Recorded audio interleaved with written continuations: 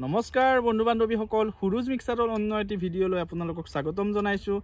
আজিৰ এই বিশেষ ভিডিঅ'টো আপোনালোকৰ কাৰণে বনাব ওলাই আহিছোঁ। আপোনালোক সকলোৱে গমেই পাইছে, দীপজ্যোতি দা যোৱা পৰহি তেখেতক কোনোবা অচিনাক্ত দুৰ্বৃত্তই যি প্ৰহাৰ কৰি মেডিকেলত বৰ্তমান তেখেত চিকিৎসাধীন হৈ আছে।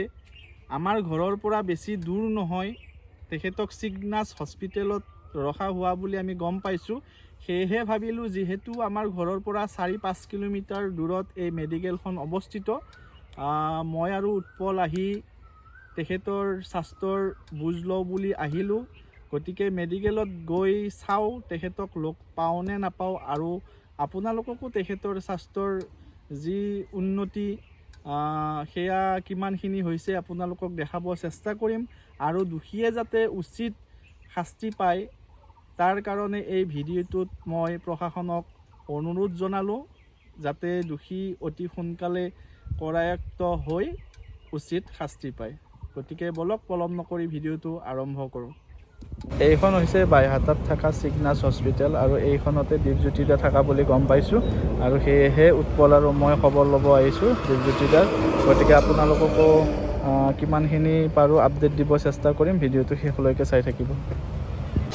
এয়া উৎপল আৰু মই মানে লিফ্টত আহি আছোঁ দীপজ্যোতি দাক লগ কৰাৰ কাৰণে।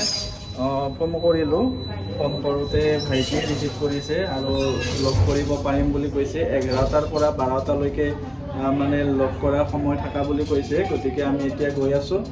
সম্ভৱ তাতে ভিডিঅ' কৰিব দিব নোৱাৰিব পাৰে, কিন্তু আমি যাই লগ কৰিব পাৰিম বুলি কৈছে। গতিকে যাই খবৰটো লৈ লওঁ।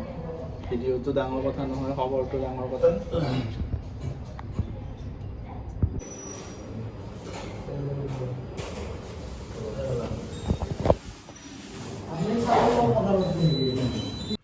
তো ফাইনেলি আমি দীপজ্যোতি দাক ICU ৰুমতে লগ কৰিলোঁ। প্ৰায় 10 মিনিটমান সময় কথা পাতিলোঁ। চিগনেছ হস্পিটেল কৰ্তৃপক্ষক মানে আমি ধন্যবাদ দিছোঁ। আমি দুইটা যেতিয়া গৈছোঁ, ধুনীয়াকৈ দীপজ্যোতি দাৰ ভায়েকৰ লগত আমি কথা পাতিলোঁ। তাৰপিছত আমাক ধুনীয়াকৈ লৈ গৈছে, আৰু ওপৰত যি ICU ৰুমত আছে তাত মানে এয়া স্ক্ৰীণত মই দেখুৱাইছোঁ আপোনালোকক। এনেকুৱা ধৰণৰ কাপোৰ পিন্ধিব দিছে, আৰু তেখেত যিখন বিচনাত আছে তালৈকে লৈ গৈছে। আৰু প্ৰায় আমি 10 মিনিটমান সময় কথা পাতিছোঁ।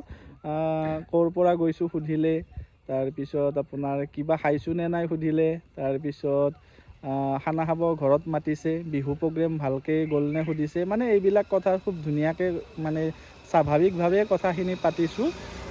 গতিকে ভাল লাগিল। স্বাস্থ্যৰ বৰ্তমান তেখেতৰ যিটো অৱস্থা দেখিলোঁ, অতি সোনকালে আৰোগ্য হ'ব আৰু 2 এদিনতে ৰিলিজ দিব বুলি গম পাইছোঁ।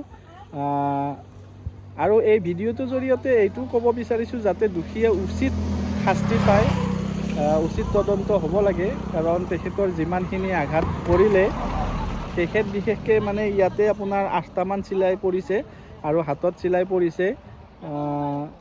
গতিকে আপোনালোকক ভিতৰত যিহেতু ICUত ভিডিঅ' কৰিব নিদিয়ে, ভিডিঅ' কৰা নহ'ল।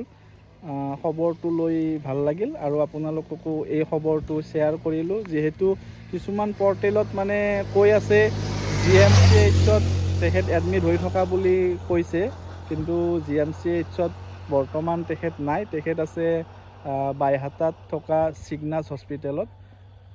গতিকে এইটো খবৰো আপোনালোকক দিলোঁ। গতিকে অন্য এটি ভিডিঅ'ত লগ পোৱাৰ প্ৰতিশ্ৰুতিৰে আজিৰ এই ভিডিঅ'টো ইমানতে সমাপ্ত কৰিলোঁ।